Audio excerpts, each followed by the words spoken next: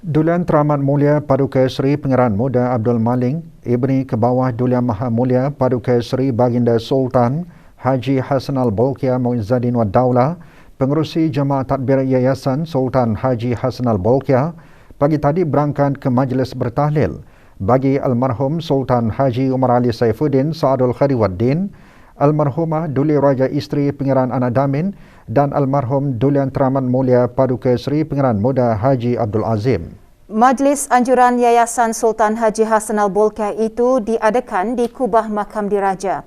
Keberangkatan Duli Yang Teramat Mulia dijunjung oleh Yang Berhormat Pihin Datu Seri Maharaja Datuk Paduka Seri Setia Dr. Ustaz Haji Awang Abdul Aziz bin Junid, Mufti Kerajaan selaku Timbalan Pengerusi dua Jemaah Tadbir Yayasan. Yang Berhormat Datuk Seri Setia Haji Awang Abdul Mukti bin Haji Muhammad Daud, Menteri di Jabatan Perdana Menteri selaku Ahli Jemaah Tadbir Yayasan, dan Yang Berhormat Pihin Datu Laila Raja Major Jeneral Bersara Datuk Paduka Seri Haji Awang Halbi bin Haji Muhammad Yusof, Menteri Pertahanan kedua selaku Pengerusi Lembaga Pengarah Yayasan.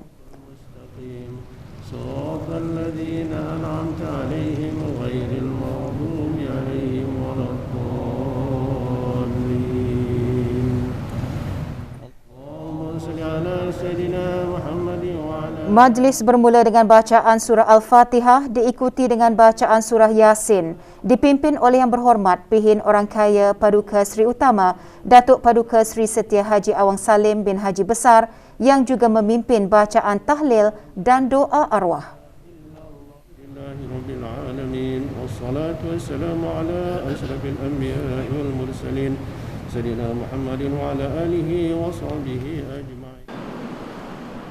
Duli Yang Teramat Mulia kemudian menjirus aing asa-asahan ke atas makam almarhum Sultan Haji Umar Ali Saifuddin Saadul Khadiwaddin, almarhumah Duli Raja Isteri Pangeran Anak Damit dan almarhum Duli Yang Teramat Mulia Paduka Seri Pangeran Muda Haji Abdul Azim.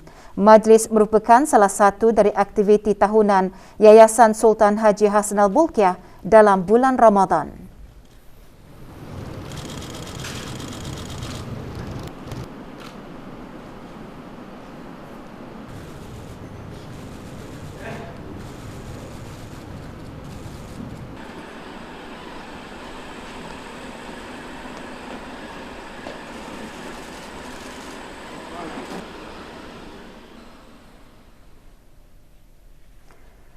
Majlis Sambutan Nuzul Al-Quran Peringkat Negara tahun 1443 Hijrah akan diadakan pada hari Isnin 17 Ramadan 1443 Hijrah bersamaan 18 April 2022 Masihi. Majlis akan diadakan di Dewan Plenary Pusat Persidangan Antarabangsa Berakas. Tema bagi Majlis Sambutan Nuzul Al-Quran Peringkat Negara bagi tahun ini ialah Bertemankan Al-Quran Sepanjang Zaman.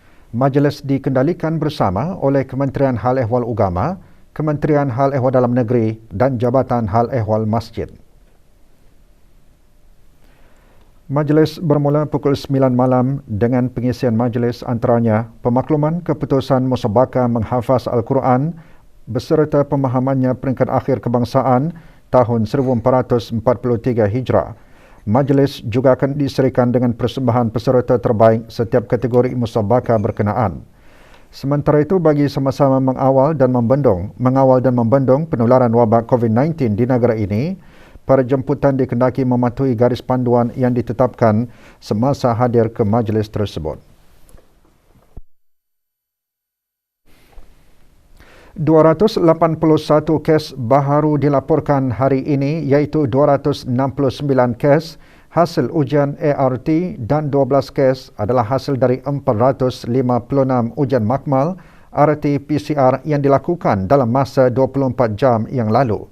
Menteri Kesihatan memaklumkan perkara itu semasa sidang media situasi terkini jangkitan COVID-19 yang berlangsung petang tadi di Dewan Alafiah Kementerian Kesihatan. Yang Berhormat Datuk Seri Setia Dr. Haji Awang Muhammad Isham bin Haji Jaafar juga mengongsikan jumlah keseluruhan kes yang dilaporkan di negara Brunei Darussalam ialah 138,811 kes.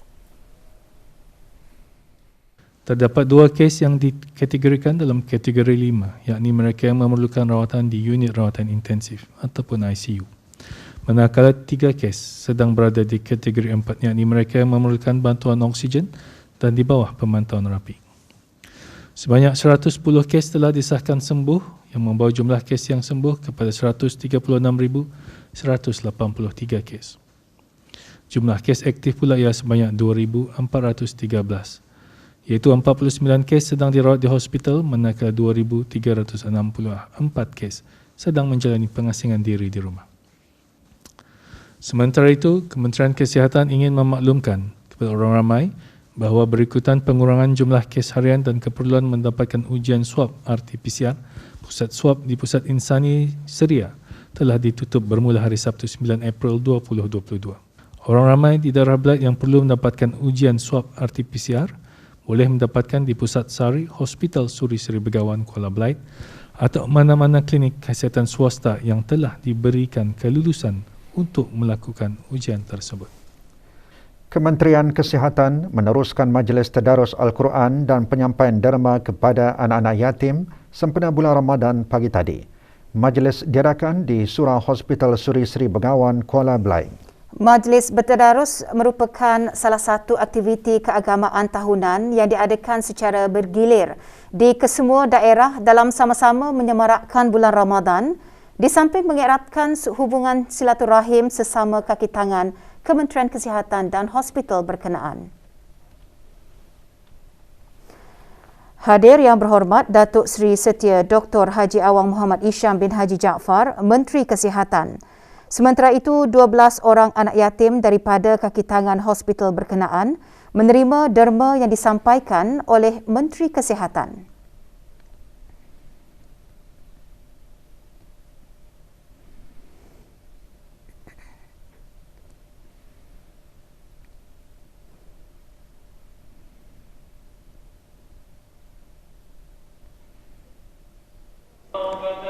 Jabatan Perdana Menteri dan jabatan-jabatan di bawahnya petang tadi meneruskan lagi Majlis Tadarus sempena bulan Ramadan. Majlis diadakan di Masjid Kampung Limau Manis. Penyampaian sumbangan wakaf keperluan masjid berkenaan disempurnakan oleh Yang Berhormat Datuk Seri Setia Haji Awang Abdul Mukti bin Haji Muhammad Daud, Menteri di Jabatan Perdana Menteri, kepada Awang Ruzaimi bin Haji Bunal, Pegawai Hal Ehwal Masjid.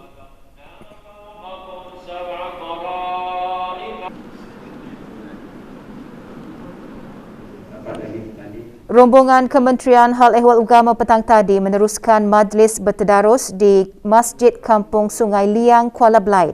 Rombongan diketuai oleh Awang Haji Muhammad Rosli bin Haji Ibrahim, Setiausaha Tetap Kementerian Hal Ehwal Agama. Majlis diselajurkan dengan penyampaian agihan zakat wang tunai kepada 50 orang asnaf fakir dan miskin.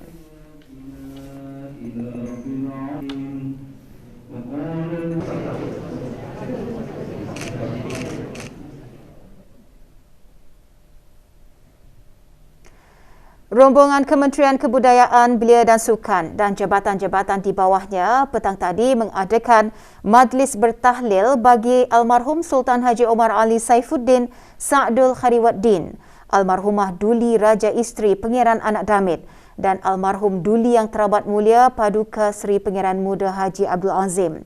Majlis berlangsung di Kubah Makam Diraja.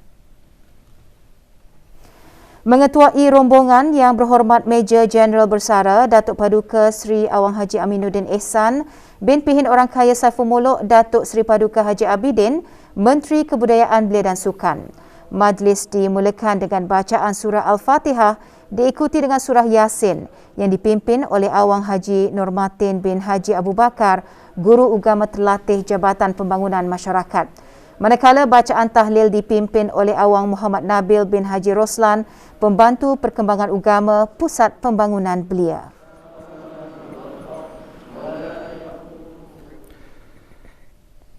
Dua individu tempatan hari ini didakwa di Mahkamah Magistrat Bandar Seri Begawan secara dalam talian atas kesalahan di bawah Akta Pencegahan Rasuah Penggal 131. Haji Muhammad Sofian bin Haji Bungsu, Timbalan Setiausaha Tetap Perkhidmatan Awam Kesejahteraan Antarabangsa dan Media Jabatan Perdana Menteri yang merupakan mantan pengarah radio televisyen Brunei RTB pada masa kesalahan yang didakwa dilakukan telah didakwa di bawah bab 6(a) Akta Pencegahan Rasuah kerana menerima suapan sebuah kereta mewah daripada Jonathan Ho Chio Sen, penolong Ketua Bahagian Berita dan Hal Ehwal Semasa RTB.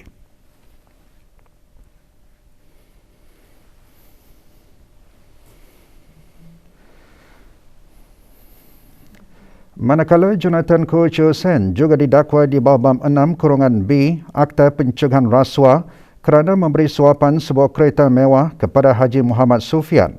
Siasatan yang dijalankan oleh Biro Mencegah Rasuah BMR menunjukkan pada 17 Julai 2014, Haji Muhammad Sufian, 50 tahun, semasa berkhidmat sebagai pengarah RTB, telah menerima sebuah kereta jenama Mercedes-Benz C200 CGI AMG Sports daripada Jonathan Ho Chio Sen, 45 tahun, yang ketika itu berkhidmat sebagai penolong Ketua Bahagian Berita dan Hal Ehwal Semasa RTB sebagai dorongan atau ganjaran bagi jaminan pelantikan Jonathan Ho Chio Sen sebagai pemangku Ketua Bahagian Berita dan Hal Ehwal Semasa RTB.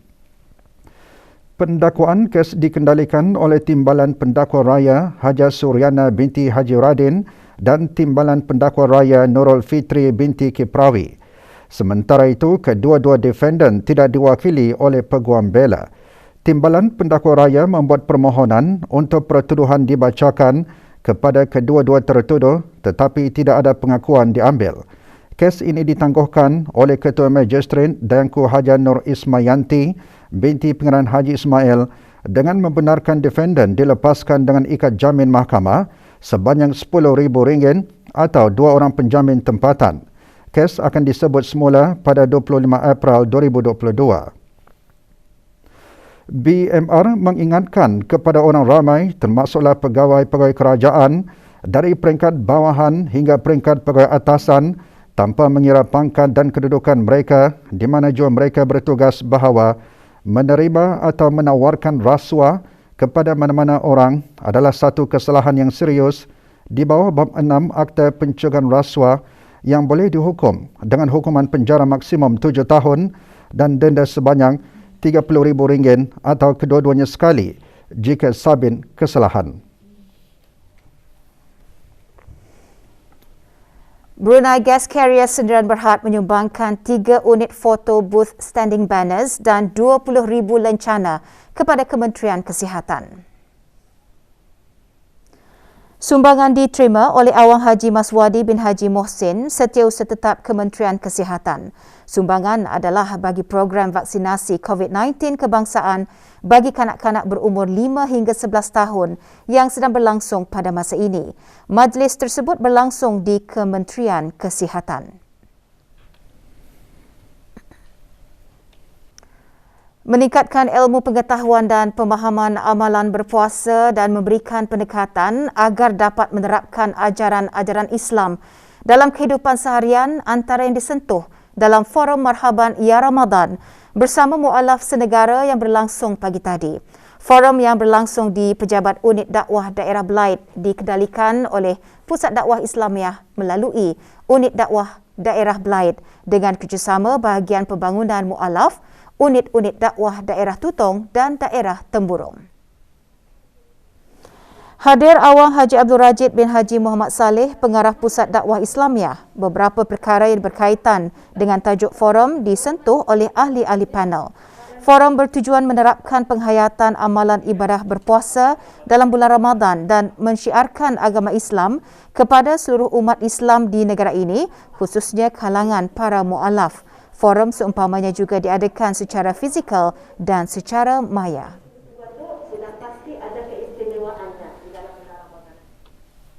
Siri Kongres Antarabangsa Bahasa Sastra dan Budaya Melayu sempena Bulan Bahasa KABSBM, Anjuran Dewan Bahasa dan Pustaka Brunei DBP melalui bahagian pembinaan dan pengembangan bahasa diadakan secara maya pagi tadi.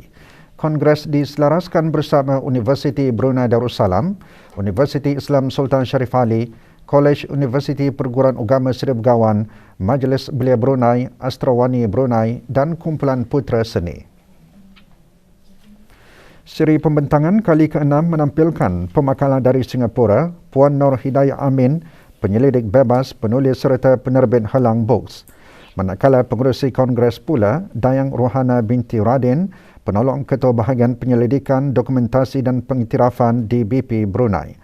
Kongres kali ini mengupas aspek budaya dengan tajuk Dari Kota Singa Helang Terus Menyongsong Angin, isu dan cabaran mengantarabangsakan budaya lokal melalui dunia penerbitan Melayu. Juga menyertai Kongres Awang Suib bin Haji Abdul Wahab, pemangku pengarah Dewan Bahasa dan Pustaka. Para peniaga dari pelbagai sektor digalakkan untuk menawarkan harga diskaun menarik ke atas barangan yang dijual dan tawaran yang kreatif terutama bagi produk-produk tempatan semasa Jualan Mega Brunei JMB 2022. Ini termasuk memastikan amalan perniagaan yang beretika dan menawarkan diskaun yang tulen. Jualan Mega seluruh negara bermula hari ini sehingga 31 Mei 2022. Ia sebagai usaha kerajaan bagi membukakan peluang kepada para peniaga untuk sama-sama memainkan peranan dalam meningkatkan aktiviti perekonomian domestik berikutan dengan pemulihan ekonomi dari wabak COVID-19. Ikut serta dalam Jualan Mega Brunei kerana untuk apa? Memberi peluang kepada penduduk dan rakyat Brunei untuk membeli belah sempena bulan puasa ni dan maupun raya nanti. Selaras dengan peraturan-peraturan harga jualan murah, notis jualan hendaklah dipaparkan dengan terang, jelas dan nyata atau tersedia pada bila-bila masa sebagai pengesahan penyertaan dalam JMB 2022. Semua peniaga yang ikut serta akan disenaraikan dalam platform tambahan dalam aplikasi mudah alih pengguna bijak bagi tujuan publicity dan meningkatkan visibility.